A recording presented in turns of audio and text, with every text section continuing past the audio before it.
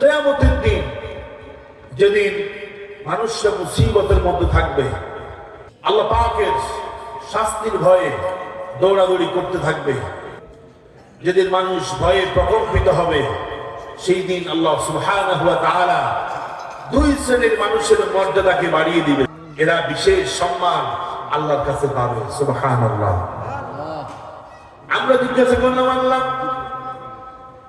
কিয়ামতের দিন কঠিন মুসিবতের সময় কাদের মর্যাদা সব চাইতে বেশি হবে, কারা মর্যাদাবান হবে? আল্লাহ রাব্বুল আলামিন বললেন, ইয়ারফাইল্লাহুল্লাযীনা আমানু মিনকুম ওয়াল্লাযীনা উতুল ইলমা দারাজাত ওয়াল্লাহু বিমা তা'মালুনা খাবীর। জোরে আল্লাহু আকবার। আল্লাহ রাব্বুল আলামিন বলছেন, ইয়ারফাইল্লাহুল্লাযীনা আমানু মিনকুম, তোমাদের মধ্যে যারা ঈমানদার তাদের মর্যাদা কিয়ামতের দিন সব চাইতে বেশি হয়ে যাবে। আল্লাহু আকবার। আর কাদের মর্যাদা বেশি হবে? ওয়াল্লাযীনা উতুল ইলমা দারাজাত, যাদের ভিতরে ইলম আছে তাদের মর্যাদা আল্লাহ রাব্বুল আলামিন বাড়িয়ে দিবেন। সুবহানাল্লাহ। কিয়ামতের দিন দুই শ্রেণীর মানুষের মর্যাদা সবচেয়ে বেশি হবে। এক নম্বরে আল্লাহর কাছে যাদের মর্যাদা কিয়ামতের দিন সবচাইতে বেশি হবে, তারা কারা? তারা হলো ঈমানদার। যে ব্যক্তি ঈমান এনেছে, আল্লাহকে না দেখে বিশ্বাস করেছে, পরকালকে না দেখে বিশ্বাস করেছে, তাদের মর্যাদা সবচাইতে বেশি হবে। এবার আমরা বললাম, আল্লাহ সেই ঈমানদার কারা? ঈমানদার কারা? আমরা মনে করি কালেমা পড়লে আমরা ঈমানদার, শুধু লা ইলাহা ইল্লাল্লাহ পড়ছি আমরা ঈমানদার, আর নামাজও নাই, রোজাও নাই, আছে না? বহু ঈমানদার আছে, নামে ঈমানদার, কাজে ঈমানদার নয়। মুসলমান দাবি করে, নামাজ নাই, রোজা নাই, দিন নাই, ইসলাম নাই, কিচ্ছু নাই, শুধু মুসলমান দাবি করে, ঈমানদার দাবি করে, এরকম আছে কিনা? আমরা বললাম, আল্লাহ ঈমানদার কারা? আল্লাহ রাব্বুল আলামিন বলছেন, ইন্নামাল মুমিনুনা আল্লাযীনা ইযা যুকিরাল্লাহ, ঈমানদার তো হলো তারা ইযা যুকিরাল্লাহু ওয়াজিলাত কুলুবুহুম, যখন ঈমানদাররা আল্লাহর কথা স্মরণ হয়, অর্থাৎ আল্লাহর কথা স্মরণ হলে, আল্লাহর কথা মনে হলে যাদের অন্তরটা কেঁপে উঠে তারাই হলো ঈমানদার। আল্লাহু আকবার। ধরেন একজন একটা অন্যায় কাজ করতেছে, আপনি বলছেন ভাই আল্লাহকে ভয় করো, যদি দেখেন যে ওই কাজটা সে সাথে সাথে বাদ দিচ্ছে, তাহলে বুঝবেন সে ঈমানদার। আর যদি আল্লাহর কথা বলার পরেও ওই ব্যক্তি ওই অন্যায় কাজটা করে, ওই অন্যায় কাজ থেকে বিরত না হয়, তাহলে বুঝবেন ওর ভিতরে ঈমান নাই। ঠিক কিনা বলেন?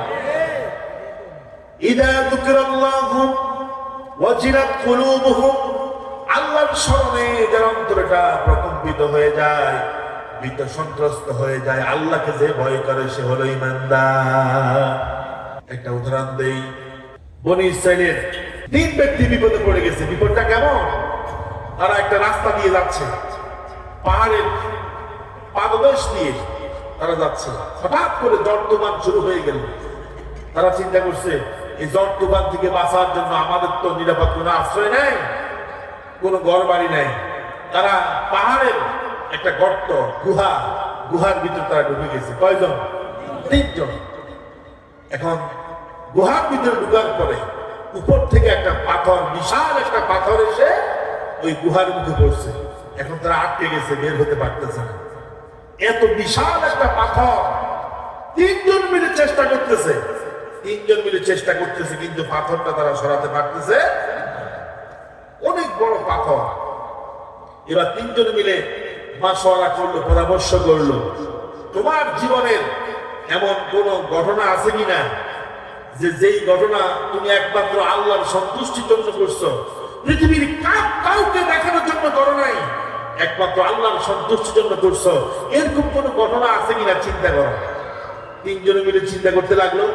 চিন্তা করতে করতে দেখলো তিনজনের জীবনে তিনটা ঘটনা আছে, যে তিনটা ঘটনা আল্লাহ ছাড়া আর কোন সাক্ষী নাই। সুবহানাল্লাহ বলবেন না? জোরে কান না সুবহানাল্লাহ। এদের মধ্যে একজন বলছে, আল্লাহ আমার একজন সুন্দরী চাচাতো বোন ছিল, ওই চাচাতো বোনকে আমি অফার দিয়েছি জেনা করার জন্য। আমার চাচাতো বোন বলছে, তুমি যদি আমাকে 100 দিনার দিতে পারো তাহলে আমি তোমার সাথে জেনা করব, ব্যভিচার করব। নাউযুবিল্লাহ। ওই যুবকটা বলছে, রব্বুল আলামিন ওই মুহূর্তে যখন আমি চলে গেলাম পৃথিবীর কেউ ছিল না, কেউ আমাদেরকে দেখে নাই, আমরা দুইজনে যখন নির্জনে মিলিত হব, এই অবস্থায় আমার চাচাতো বোন আমাকে বলছে, ইয়া আব্দুল্লাহ ইত্তাকিল্লাহ, ও আল্লাহর বান্দা তুমি আল্লাহকে ভয় করো।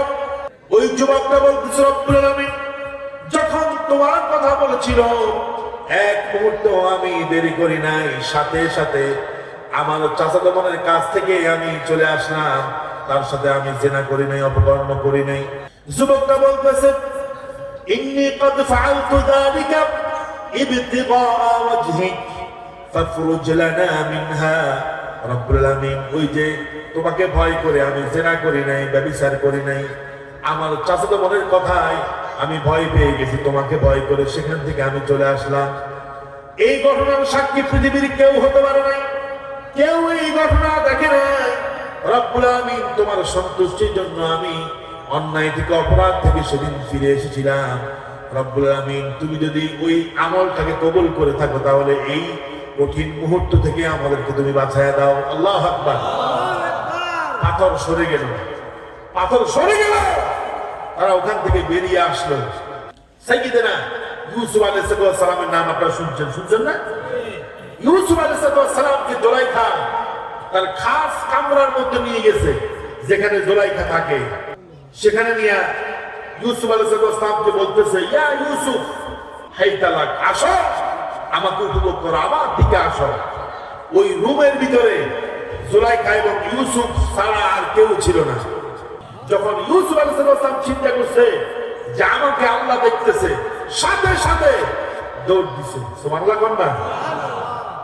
যত দরজা ছিল সব দরজাগুলো জুলাইখা আগে আটকায়া দিছে। আল্লাহ সুবহানাহু ওয়া তাআলা ফেরেশতাদের মাধ্যমে, এটাও মুজিজা, এটাও মুজিজা, নবীর জন্য সব দরজা খুলে দিয়েছে। সুবহানাল্লাহ। ওয়া মান ইয়াত্তাকিল্লাহ ইয়াজআল লাহু মাখরাজা। যে আল্লাহকে ভয় করে, আল্লাহকে স্মরণ করে যে ব্যক্তি অন্যায় থেকে ফিরে আসে, আল্লাহ পাক তার জন্য যত সাহায্য আছে, রহমত আছে, সবগুলো তার জন্য উন্মুক্ত করে দেয়। সুবহানাল্লাহ। আমার ভাইরা, মুমিন হওয়ার প্রথম কোয়ালিটি হলো ইদা যুকিরাল্লাহু ওয়াজিলাত কুলুবুহুম। আল্লাহর স্মরণে যাদের অন্তরটা প্রকম্পিত হয়, ভীত সন্ত্রস্ত হয়, ওয়াজিলাত আই খাফাত, যাদের অন্তরটা ভীত সন্ত্রস্ত হয়। তাহলে মুমিন তো সেই ব্যক্তি যে অন্যায় করার সময় চিন্তা করে যে পৃথিবীর কেউ দেখে না, আমার আল্লাহ দেখে। এই কথা স্মরণে রাখলে বান্দা অন্যায় অপরাধ সব কিছু থেকে সে ফিরে আসবে, তার দ্বারা কোনো অন্যায় কাজ হবে না, আর সে আল্লাহর কাছে মুমিন হিসাবে বিবেচ্য হয়ে যাবে। সুবহানাল্লাহ। আল্লাহ রাব্বুল আলামিন বলছেন, ওয়াইদা তুলিয়াত আলাইহিম আয়াতুহু যাদাতুহুম ঈমানা। মুমিন তো হচ্ছে তারা, ওয়াইদা যখন, আর যখন তুলিয়াত আলাইহিম আয়াতুহু, আয়াতুল্লাহ, আল্লাহর আয়াত, আল্লাহ কোরআনের যে আয়াতগুলো, নিদর্শনাবলী, এগুলো যখন তেলাওয়াত করা হয় তার সামনে, যাদাতুহুম ঈমানা। মুফাসসিরুল কিরাম বলেছেন, এই যাদাত কুওয়াতুল ঈমান, তার ঈমানের শক্তি বেড়ে যায়। সুবহানাল্লাহ। নবীজি সাল্লাল্লাহু আলাইহি সাল্লাম যখন আবু বকর রাদিয়াল্লাহু তাআলা আনহুর সামনে, ওমর রাদিয়াল্লাহু তাআলা আনহুর সামনে, উসমান রাদিয়াল্লাহু তাআলা আনহুর সামনে, আলী রাদিয়াল্লাহু তাআলা আনহুর সামনে, আব্দুল্লাহ ইবনে জুবাইর রাদিয়াল্লাহু তাআলা আনহুর সামনে, আব্দুল্লাহ ইবনে মাসউদ রাদিয়াল্লাহু তাআলা আনহুর সামনে কোরআন পড়তেন, ওদের ঈমানি জজবা বেড়ে যেত। আর রাসূল আবু জাহলের সামনে কোরআন পড়লে আবু জাহলের চুলকানি বেড়ে যেত। ঠিক কি না? কম? কোরআন সবাই সহ্য করতে পারে না।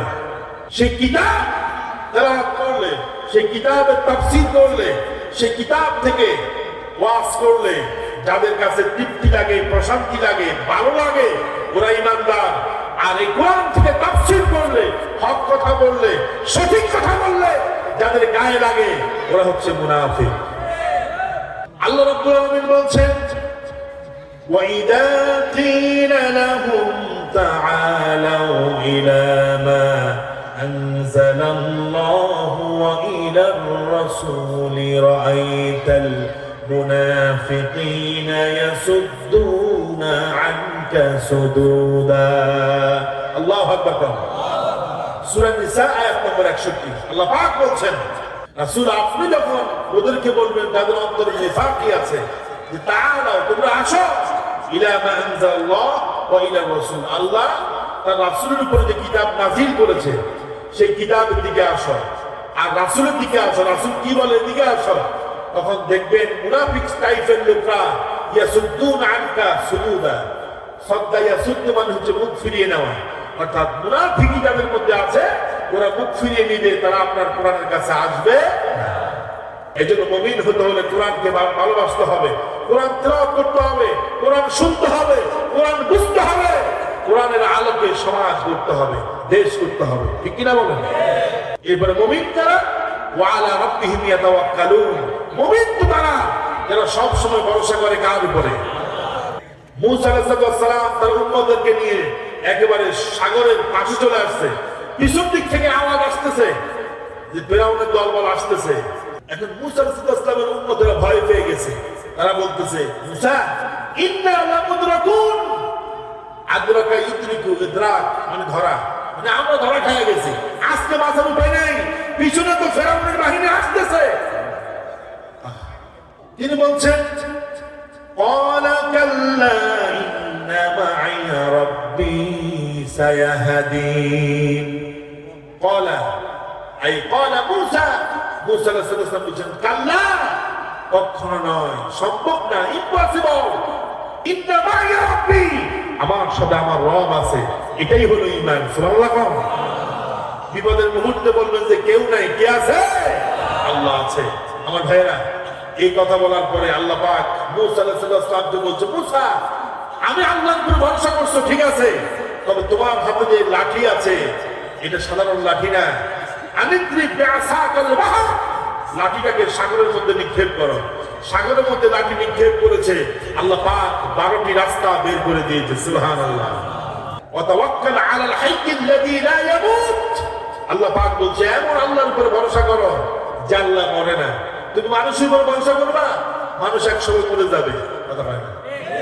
দলের উপরে ভরসা করবা, দল একসময় ক্ষমতায় থাকবে না, কিন্তু আমি আল্লাহ, সে আল্লাহ ওয়াল হাইয়্যুল কাইয়্যুম, যিনি চিরস্থায়ী চিরঞ্জীব, যার ক্ষমতা কখনো শেষ হয় না। আল্লাহু আকবার। যে মুমিনের মর্যাদা বাড়বে, ওই মুমিনের প্রথম কোয়ালিটি হচ্ছে মুমিন সবসময় কাকে স্মরণ করে? মুমিন তেলাওয়াত শুনলে, কোরআনের তেলাওয়াত শুনলে মুমিনের ঈমানটা বেড়ে যায়। সুবহানাল্লাহ। কর না? আর যদি ঈমান না বাড়ে, কোনো পরিবর্তন না হয়, বুঝবেন যে আপনার ঈমান নাই। মুমিনকে, মুমিন তো সেই ব্যক্তি যে সব সময় কার উপরে ভরসা করে? আল্লাযীনা ইউকিমুনাস সালাহ, মুমিন তো সেই ব্যক্তি যে নামাজ কায়েম করে। নামাজ কায়েমের অনেক অর্থ আছে। নামাজ কায়েমের প্রথম অর্থ হচ্ছে as-সালাতু বিল জামাআহ, জামাতের সাথে নামাজ পড়া। আল্লাহু আকবার। মুমিন হতে হলে আপনাকে নামাজ কায়েম করতে হবে, জামাতের সাথে নামাজ পড়তে হবে, ইহতিমামের সাথে নামাজ পড়তে হবে।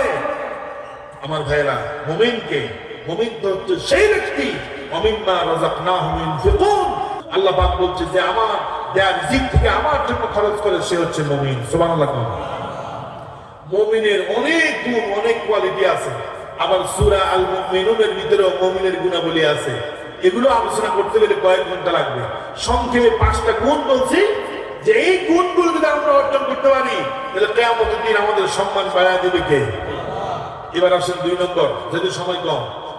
আল্লাহ পাক কিয়ামতের দিন মুমিনের সম্মান বাড়াবে। আর কাদের সম্মান বাড়াবে? তাদের সম্মান মর্যাদাকে সমুন্নত করবে। তারা কারা? তারা হচ্ছে যারা আলেম, যারা জ্ঞানী। সুবহানাল্লাহ। কর না? এই জ্ঞান কোরআনের জ্ঞান। বলেন এই জ্ঞান কিসের জ্ঞান? আলেম তো হচ্ছে সেই ব্যক্তি যে কোরআন, দ্বীন, ইসলাম সবকিছু জানবে, আবার আমলও করবে। আমার কাছে অবাক লাগে, দেখবেন অনেকে ব্যারিস্টারি পড়ে আসে, তারপরে জজ হয়, তারপরে বড় ডাক্তার হয়, ইঞ্জিনিয়ার হয়, কিন্তু জানাজার নামাজে বলে তাকবীর কয়টা এটা জানে না, আছে কিনা? কথা বলে দেখেন, আছে না? রাসূল বলছে কুন আলেমান, তুমি আলেম হও, আও মুতাআল্লিমান, অথবা আলেমের ছাত্র হও, আও মুহিব্বান, অথবা আলেমকে ভালোবাসো, আও মুস্তামিআন, অথবা আলেম কি বলে আলেমের শ্রোতা হও। সুবহানাল্লাহ কোন না? এখন আপনি আলেম হতে পারলেন না, আপনার সন্তানটাকে আপনি একজন হাফিজে কোরআন বানান, একজন আলেম বানান। এই সন্তান দুনিয়াতেও আপনার মুক্তির কারণ হবে, পরকালেও নাজাতের কারণ হয়ে যাবে। সুবহানাল্লাহ।